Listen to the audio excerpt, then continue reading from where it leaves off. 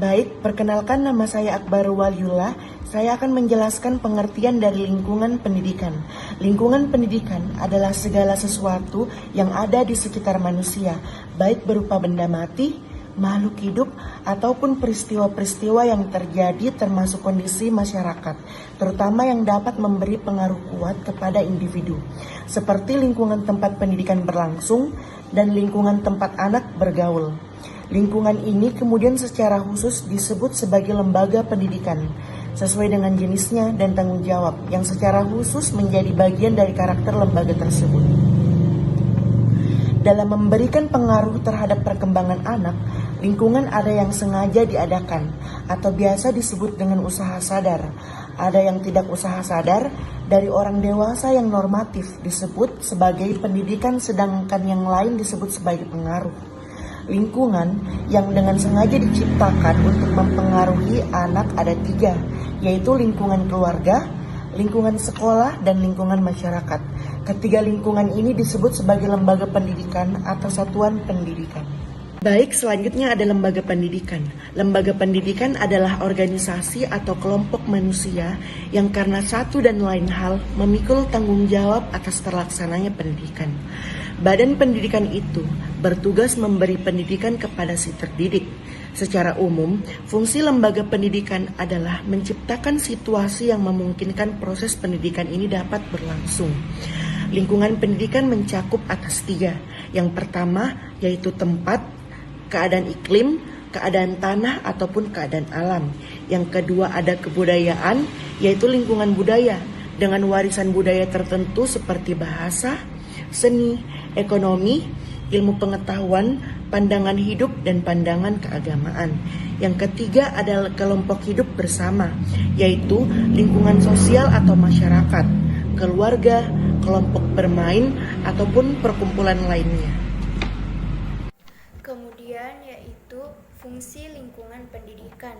Yang pertama adalah lingkungan pendidikan dapat menjamin kehidupan emosional para peserta didiknya untuk tumbuh dan berkembang, di mana kehidupan emosional itu sangatlah penting bagi pembentukan kepribadian anak.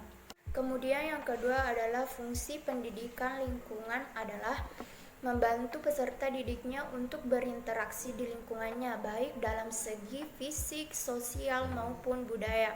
Kemudian yang ketiga adalah fungsi dari pendidikan lingkungan, yaitu sebagai wahana yang amat besar bagi individu dan masyarakat untuk memperluas dan mempercepat usaha mencerdaskan kehidupan bangsa. Yang keempat adalah mengajarkan tingkah laku umum dan untuk menyeleksi serta mempersiapkan peranan-peranan tertentu dalam masyarakat. Kemudian yang kelima adalah lingkungan pendidikan mampu mengembangkan keterampilan-keterampilan yang dimiliki oleh peserta didik, baik itu dalam segi karir, akademik, dalam keterampilan beragama, keterampilan sosial, maupun keterampilan lainnya. Berikut merupakan ragam bentuk lingkungan pendidikan. Lingkungan pendidikan adalah tempat seseorang memperoleh pendidikan secara langsung atau tidak langsung. Oleh karena itu, lingkungan pendidikan ada yang bersifat sosial dan material. Manusia sepanjang hidupnya selalu akan menerima pengaruh dari 3 lingkungan pendidikan yang utama, yakni 1. Keluarga. Keluarga merupakan pusat pendidikan yang utama dan pertama yang dialami oleh anak serta lembaga pendidikan yang bersifat kodrati. Orang tua bertanggung jawab memelihara, merawat, dan melindungi dan mendidik anak agar tumbuh dan berkembang dengan baik. Yang kedua adalah lingkungan sekolah. Sekolah memegang peranan penting dalam pendidikan karena pengaruhnya besar sekali terhadap jiwa anak.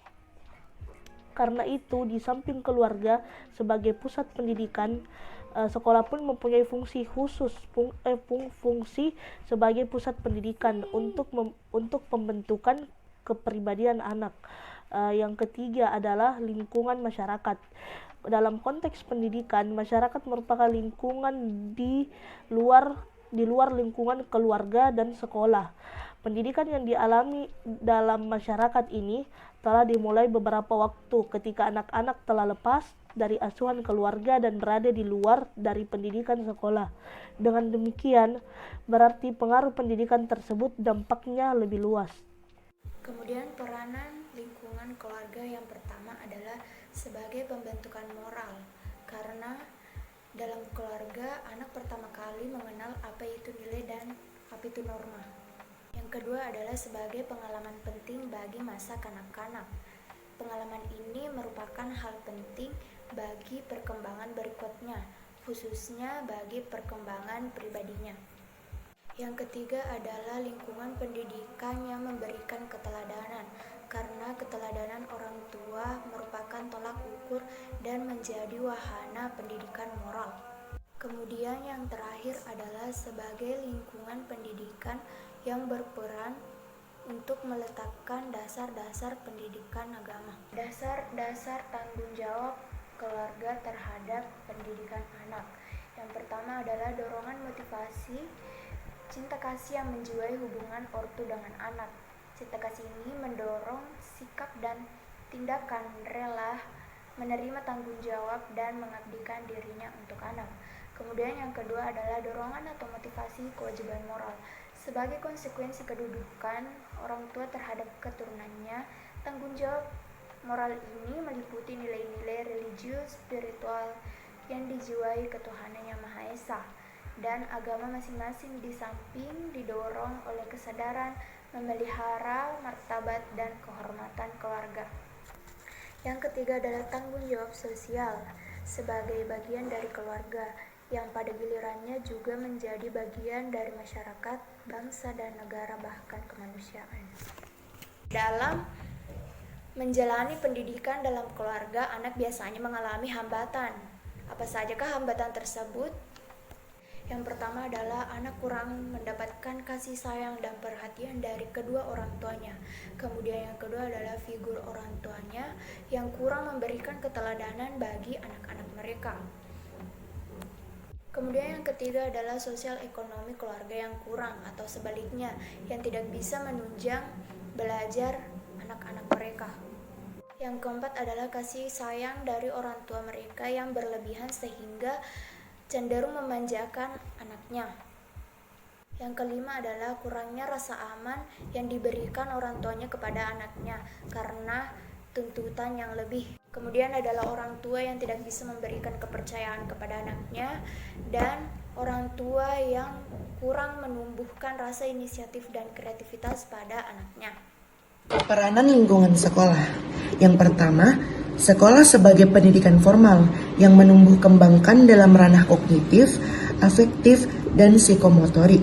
Yang kedua, sekolah juga sebagai lingkungan pendidikan yang perlu memberikan pemahaman tentang pendidikan Pancasila, agama, dan pembinaan watak sesuai dengan nilai dan norma yang berkembang di masyarakat.